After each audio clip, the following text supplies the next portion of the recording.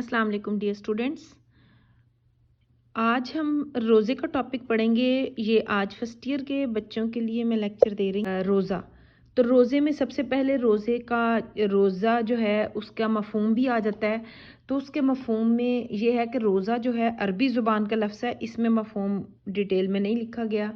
तो इसलिए हम यहाँ से ये देख लेते हैं कि ये देखें कि रोज़े के लिए अरबी ज़ुबान में सौम का लफ्ज़ इस्तेमाल होता है, लफ्ज़ बोला जाता है, जिसके मानी है रुक जाना, तर्क कर देना।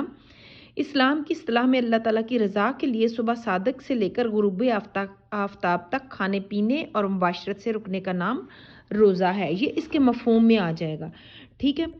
फिर ये है कि रोज़ा जो है वो दीन, इसकी अहमियत आ जाती है, रोज़े की फ़र्ज़ियत और अहमियत आ जाती है कि रोज़ा दीन इस्लाम का एक बुनियादी रुकन है और कुरान हकीम के बयान के मुताबिक ये पहली उम्मतों पर भी फ़र्ज़ रहा है।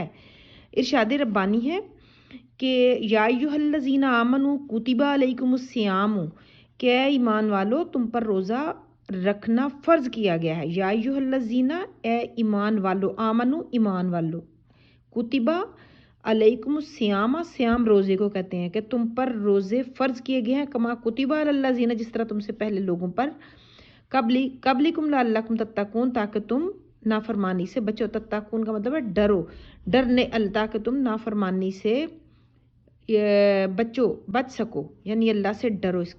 इसका मतलब ये है कि तुम पर रोज़ा फ़र्ज़ किया गया है जिस तरह पहले ही उम्मतों पर फ़र्ज़ किया गया था, तो ताकि तुम अल्लाह ताला से, अल्लाह की नाफरमानी से बच सको।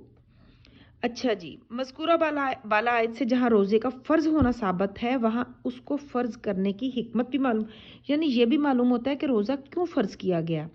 उसका सबसे पहला ये है कि वो तकवा का हसूल, सबसे पहली बात तो इसमें तकवा का हसूल आ जाती है।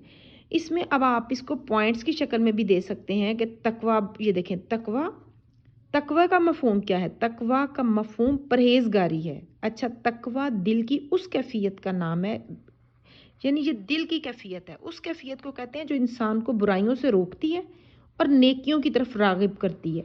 यानी तकवा का मतलब क्या है कि वो ऐसा जज्बा, ऐसा एहसास इंसान के दिल में पैदा होता है जो इंसान को बुराइयों से रोकता है और नेकियों की तरफ इंसान माइल होता है। फिर आ जाता है ज़ब्ते नफ्स, इंसान को नेकी के रास्ते से रोकने और बुराई के रास्ते पर डालने वाली अहम चीज़ जो है वो ख्वाहिश नफ्स है। अच्छा, जो इंसान का जो नफ्स है, जो उसकी इंसान की जो ख्वाहिश है, वो इंसान को अच्छाई पर भी माइल करती है और बुराई पर भी डाल देती है, यानी दोनों दो रास्ते हैं ना। तो इंसान का नफ्स उसको माइल करता है, बुराई की तरफ भी माइल कर सकता है और अच्छाई की तरफ भी राग़िब कर सकता है। अच्छा, ख्वाहिशात अगर अल्लाह ताला की हदायत के मुताबिक ताबे हों तो इंसान की इनफरादी और इज्तिमाई खूबियों के फ़रोग़ का सबब बनती है। अच्छा, ये एक, अभी इसको पढ़ने से पहले ये जो तकवा और ज़ब्ते नफ्स का थोड़ा सा मैंने आपको बताया, उससे पहले ये हमने पढ़ा है ना कि रोज़ा जो है उसकी फ़र्ज़ियत और अहमियत, तो उसमें हम कुरान के हवाले से एक दो कुरान की जो आयात हैं उनके तर्जुमे लिख सकते हैं। जैसे यहाँ पर दे, अच्छा, यहाँ पर आप एक दो कुरानी आयात का और हवाला दे सकते हैं, जैसे कि ये है कि रोज़ा हर आकिल, बालिग, तंदुरुस्त और मुकीम मुसलमान पर फ़र्ज़ है। ये आयात यहाँ देखें, यहाँ देख लेते हैं कि ए ईमान वालो, एक तो आयत मैंने ये बढ़ा दी आपको, ए ईमान वालो तुम पर रोज़े फ़र्ज़ किए गए हैं जिस तरह तुमसे पहले लोगों पर फ़र्ज़ किए गए थे, ताकि तुम परहेज़गार बन जाओ। फिर ये है कि एक और इरशाद रब्बानी है, रोज़ा हर आकिल, बालिग, तंदुरुस्त और मुकीम मुसलमान पर फ़र्ज़ है। ठीक हो गया। एक और आयत का तर्जुमा है कि फमन शाहिदा मिनकुमुश-शहरा फल यसुमहु, बस जो कोई तुम में से रमज़ान का महीना पाए तो वो रोज़े रखे। ये आयात के तर्जमे हैं। कुरान की रोशनी में भी आप इसको लिख सकते हैं कि कुरान की रूह से, तो ये तर्जमे हो गए। उसके बाद हदीस की रोशनी में भी रोज़े की अहमियत जो है वो आ जाती है। उसमें आप लिख सकते हैं कि हज़ूर सल्लल्लाहु अलैहि वसल्लम ने बेशुमार हदीस में रोज़े की फजीलत और अहमियत बयान की है। एक मौका पर आपने फरमाया कि अस्सौमु जुन्नता, रोज़ा गुनाहों से बचने के लिए ढाल है। हदीस कुदसी है, कुदसी का मतलब अल्लाह ताला फरमाता है کہ الصوم لی و انا اجزی بہی، روزہ میرے لیے ہے اور میں ہی اس کی جزا دوں گا۔ اللہ تعالیٰ فرماتا ہے کہ روزہ میرے لیے ہے اور میں ہی اس کی جزا دوں گا۔ پھر اس کے بعد ہے روزے کی فضیلت کو بیان کرتے ہوئے ایک حضور پاک صلی اللہ علیہ وسلم نے فرمایا کہ روزہ دار کے منہ کی بو اللہ تعالیٰ کے نزدیک مشک کی خوشبو سے بھی زیادہ پسندیدہ ہے۔ پھر روزے کی فرضیت کے بارے میں ایک اور ارشاد ہے، حضور پاک صلی اللہ علیہ وسلم نے فرمایا کہ جعل اللہ صیامت فریضۃ، اللہ نے اس مہینے کے روزے رکھنا فرض ٹھہرایا ہے۔ پھر حضور پاک نے فرمایا جس نے حالت ایمان میں ثواب کی نیت سے رمضان کے روزے رکھے اس کے پہلے تمام گناہ معاف کر دیے جاتے ہیں۔ مزید فرمایا جب رمضان شروع ہوتا ہے تو آسمان اور جنت کے تمام دروازے کھول دیے جاتے ہیں اور شیاطین کو زنجیروں میں جکڑ دیا جاتا ہے۔ پھر نمبر 7 پہ آ جائے گا، حضور پاک صلی اللہ علیہ وسلم نے رمضان کے پورے مہینہ کو رحمت قرار دیا ہے۔ آپ کا فرمان ہے رمضان کا پہلا عشرہ باعث رحمت، یہ دیکھیں اب یہ ادھر پہلا عشرہ باعث رحمت، آپ اس کو ہائی لائٹ بھی کر سکتے ہیں۔ دوسرا باعث مغفرت، تیسرا عشرہ دوزخ سے نجات کا باعث ہے، یعنی پہلے 10 دن باعث رحمت، دوسرے 10 دن مغفرت اور تیسرے 10 دن نجات کا باعث ہیں۔ تو روزہ اور قرآن قیامت کے دن بندہ مومن کے حق میں شفاعت کریں گے۔ یہ اب آ جائیں گے، مفہوم آ جائے گا، روزے کی فرضیت اور اہمیت آ جائے گی۔ پھر اس کے بعد قرآن کی روشنی میں، احادیث کی روشنی میں روزے کی اہمیت آ جائے گی۔ پھر اس کے بعد فوائد اور ثمرات شروع ہو جاتے ہیں۔ تو یہ جو ہم نے تھوڑا سا پہلے پڑھا تھا یہ فوائد میں آ جائے گا، یعنی تقویٰ، یہ اس کے فائدوں میں آ جائے گا کہ اس کا تقویٰ کا کیا مفہوم ہے، یہ میں نے بتا دیا۔ ضبط نفس، کہ انسان کو نیکی کے راستے سے روکتی اور برائی کے راستے پر ڈالنے والی اہم چیز، یہ میں نے آپ کو بتایا کہ خواہش نفس ہے۔ خواہشات اگر اللہ کی ہدایت کے تابع ہوں تو انسان کی انفرادی اور اجتماعی خوبیوں کے فروغ کا سبب بنتی ہے، یعنی کہ اگر یہ انسان کی جو خواہشات ہیں وہ اللہ تعالیٰ کی ہدایت، جو اللہ تعالیٰ نے ہدایات دی ہیں اس کے مطابق ہوں، تو وہ دونوں طرح سے انسان کی انفرادی اور اجتماعی دونوں صورتوں میں فروغ، یعنی کہ اس کو بڑھنے کا سبب بن جاتی ہیں۔ لیکن جب یہ ہدایت ربانی کے تابع نہیں رہتی تو انسان کو حیوانی سطح سے بھی گرا دیتی ہیں۔ روزے کا اصل مقصد انسان کی خواہشات کو احکام الہی کے تابع کرنے کا اصل مقصد یہ ہے کہ جب انسان اللہ تعالیٰ کی مرضی کے مطابق صبح سے لے کے روزہ کھلنے تک وہ چیزیں جو اللہ تعالیٰ نے اس پر حلال کی ہیں ان کو وقتی طور پر ان کو چھوڑ دیتا ہے، یعنی صرف اللہ کی مرضی کے لیے، اللہ کی رضا کے لیے، تو اس سے ثابت ہوتا ہے کہ وہ اللہ کی مرضی کے لیے جب اپنے نفس کو اللہ کی مرضی پر ڈھال دیتا ہے تو اس کو بہت سے فوائد اس کو حاصل ہو سکتے ہیں۔ اور اس کا کیا کام ہے؟ اصل مقصد انسان کی خواہشات کو احکام الہی کے تابع کر کے اسے متقی بنانا ہے۔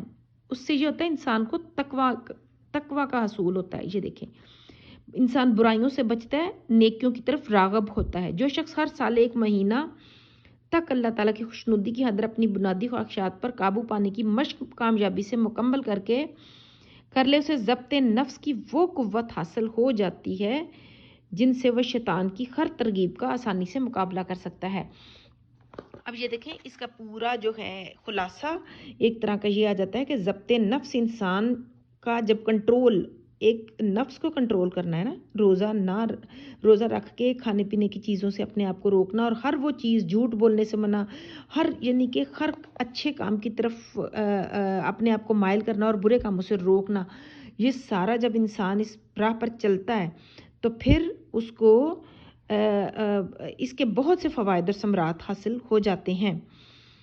ٹھیک ہے، تو اس کے بعد نیکسٹ آ جاتا ہے کہ جب ایک انسان رمضان کے پورے مہینے میں کھانے پینے اور نفسانی خواہشات پر قابو رکھتا ہے، نیز دیگر اخلاقی برائیوں سے اجتناب یعنی منع ہو جاتا ہے، کرتے ہوئے اپنا اکثر وقت عبادت اور نیک کاموں میں گزارتا ہے، تو اس کی طبیعت میں نیکی کا ذوق پیدا ہوتا ہے اور بدی سے نفرت ہو جاتی ہے۔ روزہ خواہشات پر قابو پانے کی ترغیب کے ساتھ ساتھ انسان کی انانیت، خود پسندی کا بھی مؤثر علاج ہے۔ جب انسان بھوک اور پیاس کی شدت میں کھانے پینے کی اشیاء اچھا پاس بھی ہوتے ہوئے بھی انسان جب ان چیزوں سے رک جاتا ہے، خود کو کھانے پر قادر پاتا ہے لیکن وہ کھاتا نہیں ہے، تو اسے اللہ کے سامنے اپنی بے چارگی کا شدت سے احساس ہوتا ہے۔ یہ احساس جب یہ دائمی کیفیت بن جائے تو اس میں ہر خلاف شریعت عمل سے رک جانے کی صلاحیت پیدا ہو جاتی ہے، یعنی وہ کام جو شریعت کے خلاف ہوتا ہے اس سے وہ اپنے آپ کو روکنے کی صلاحیت اس کے اندر موجود ہو جاتی ہے، اس کو اپنے اوپر اتنا کنٹرول ہو جاتا ہے، اپنا ضبط ہو جاتا ہے۔ نبی کریم صلی اللہ علیہ وسلم نے ارشاد فرمایا ہے، ایمان اور احتساب کے ساتھ رکھے گئے روزوں سے پچھلے تمام گناہ معاف کر دیے جاتے ہیں۔ وہاں یہ بھی فرمایا کہ بہت سے روزے دار ایسے بھی ہیں جن کو اپنے روزوں سے بھوک اور پیاس کی اذیت کے سوا کچھ بھی حاصل نہیں ہوتا۔ اس طرح آپ صلی اللہ علیہ وسلم نے فرمایا کہ اگر کوئی شخص روزہ رکھ کر بھی جھوٹ اور غلط کاریوں سے نہیں بچتا تو اس کا کھانا پینا چھڑانے سے اللہ کو کوئی دلچسپی نہیں۔ اچھا، اب آپ ان کے اس میں حصول تقویٰ ایک پوائنٹ یہ بنا سکتے ہیں آپ، حصول تقویٰ، یہ دیکھیں ادھر میں لکھ دیتی ہوں،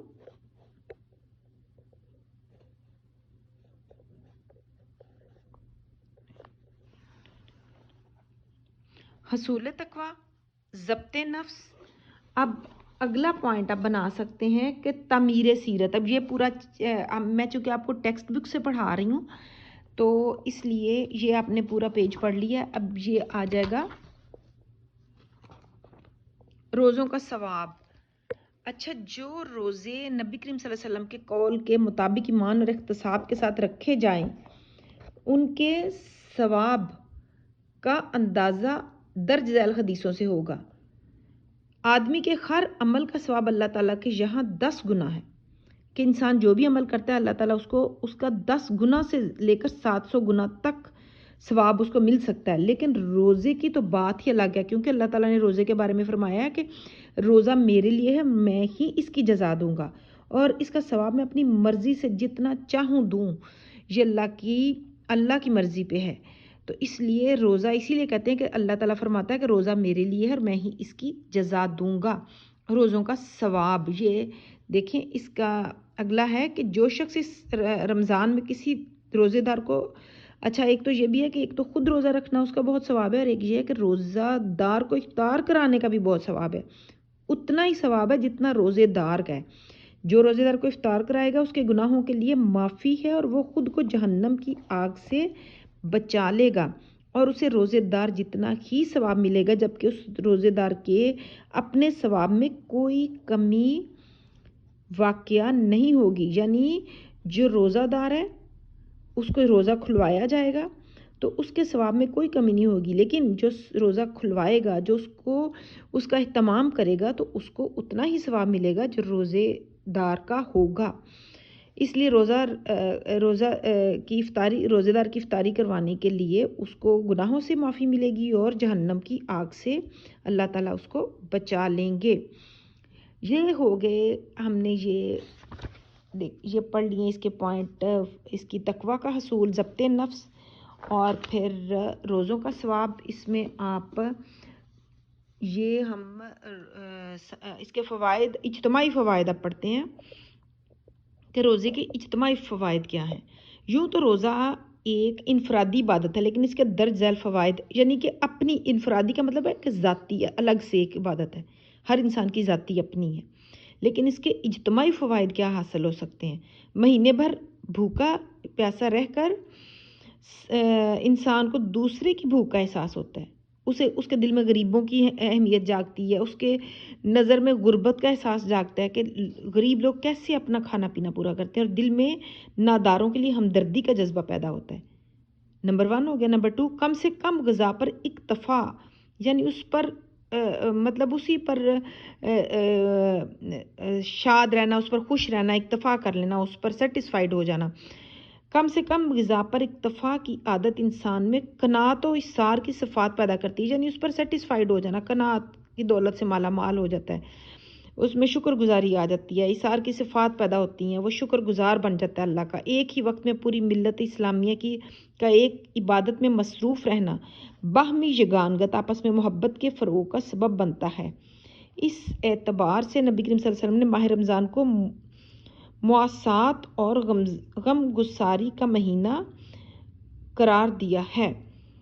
ٹھیک ہو گیا، یہ اجتماعی فوائد ہیں۔ ایک ماہ تک دن کے بڑے حصے میں معدے کا خالی رہنا جسمانی صحت کے لیے مفید ہوتا ہے۔ ایک دفعہ پھر سے انسان پورے سال کے لیے اس کا جسم ایک نئی طاقت اس کو ملتی ہے، اور ظاہری طور پر لگتا ہے ایسے کہ انسان بھوکا پیاسا ہے، لیکن اس سے اس کے پورے جسم کو ایک نئی طاقت ملتی ہے۔ یہ ہم روزے کے اجتماعی فوائد ہم نے پڑھے ہیں۔ اور اس کے بعد آ جاتا ہے رمضان المبارک اور قرآن حکیم۔ اس میں دیکھیں، یہ رمضان کا مہینہ وہ ہے، شہر رمضان الذی انزل فیہ القرآن، کہ رمضان کا مہینہ وہ ہے جس میں قرآن پاک نازل ہوا تھا۔ یہ دیکھیں کہ رمضان کا مہینہ وہ ہے جس میں قرآن پاک نازل کیا گیا، کس بات کے لیے؟ ہدن للناس، ہدن کا مطلب ہے ہدایت، للناس کس کی؟ لوگوں کی ہدایت کے لیے قرآن پاک نازل کیا، یہ لوگوں کی ہدایت کے لیے ہے۔